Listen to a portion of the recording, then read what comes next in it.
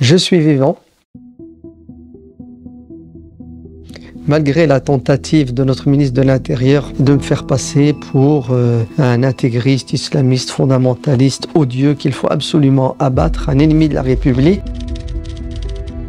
Je suis à l'étranger, puisqu'on m'a demandé de quitter mon pays, on m'a demandé de quitter ma maison, on m'a demandé de m'éloigner. Je n'ai pas attendu que le ministre se fasse plaisir en m'expulsant manu militari, en me mettant des menottes devant les caméras. Et je suis parti de moi-même, la tête haute et fière. Mes soutiens, notamment les mosquées, les associations, ont subi des pressions de la part du politique, des préfets au niveau local et au niveau national. On leur a reproché de me soutenir, on leur a reproché de prendre ma défense, en leur faisant croire que j'étais un monstre, alors que ces associations, ces mosquées, me connaissent depuis 40 ans.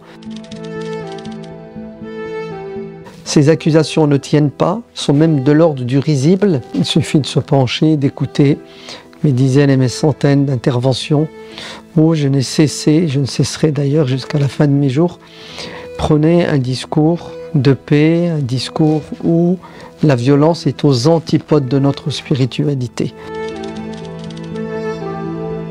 Ce dossier est truffé d'informations qui sont fausses ou qui sont incomplètes et imprécises. Je pense que le ministère de l'Intérieur fabule sur ma personne.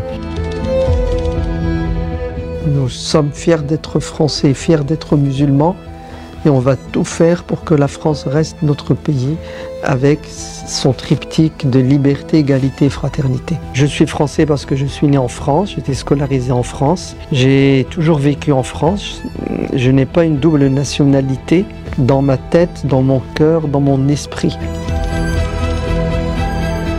J'ai été invité par un des proches de M. Darmanin. On a passé une soirée à débattre de son projet politique. Il avait besoin de mon expertise quant aux questions d'islam. Ça s'est terminé avec une pizza, ça a été très cordial. S'il y a bien un imam en France, depuis 40 ans, qui enseigne à ses frères qu'il n'y a pas de contradiction à être français et musulman, c'est moi. L'affaire va être traitée dans le fond, au tribunal administratif, dans les mois qui viennent.